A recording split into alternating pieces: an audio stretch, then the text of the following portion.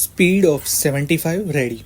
આરોપીઓ સામેનો કેસ પુરવાર કરવા માટે ફરિયાદ પક્ષે નોંધવામાં આવેલ પુરાવો તથા બંને પક્ષે સાંભળવામાં આવેલ દલીલોનું પુરાવાકીય મૂલ્યાંકન કરીએ તો આ કામે ફરિયાદ પક્ષે વિદ્વાન એપીપી શ્રી જે.બી. વ્યાસ આંક 94થી લેખિત દલીલો રજૂ કરી જણાવે છે કે ફરિયાદી હંસાબેન જીવણદાસ સાધુને આંક 18થી તપાસવામાં આવેલ છે.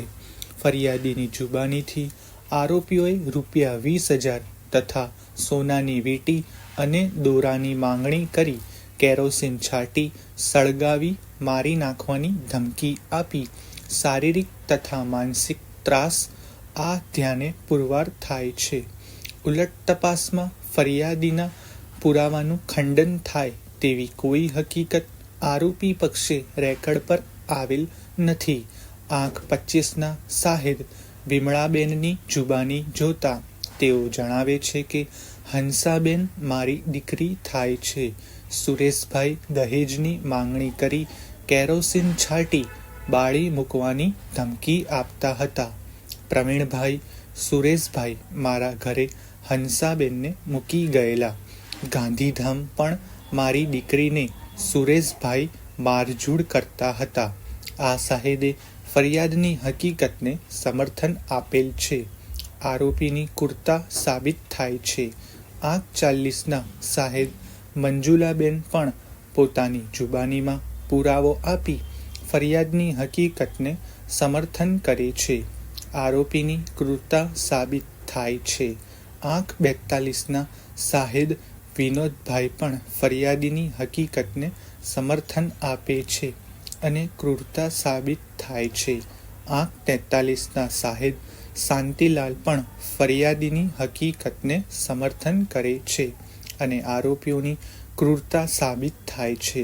આ કામે આંક 49થી તક અમલદાર રણજીતસિંહને તપાસેલ છે. તેઓએ નિષ્પક્ષ તપાસ કરી ચાર્જશીટ કરેલાનું જણાઈ આવે છે.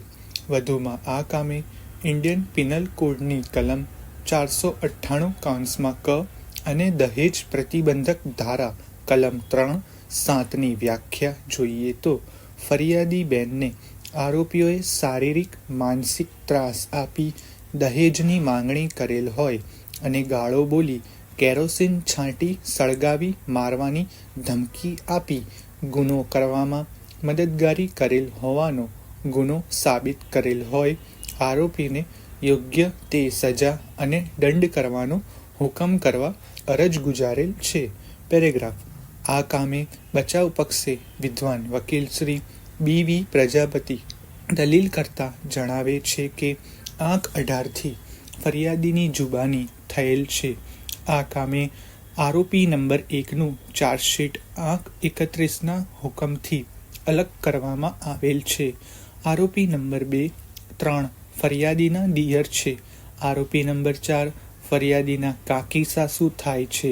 આરોપી નંબર 5 નણંદ થાય છે અને આરોપી નંબર 6 નણંદોઈ થાય છે અને આરોપી નંબર 7 ફોઈ સાસુના દીકરા થાય છે.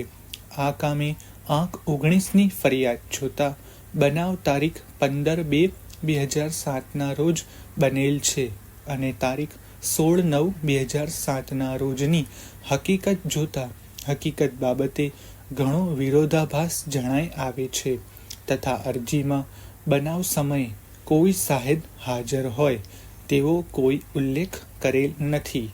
આ કામે આંક 20થી જે વિશેષ નિવેદન રજૂ થયેલા છે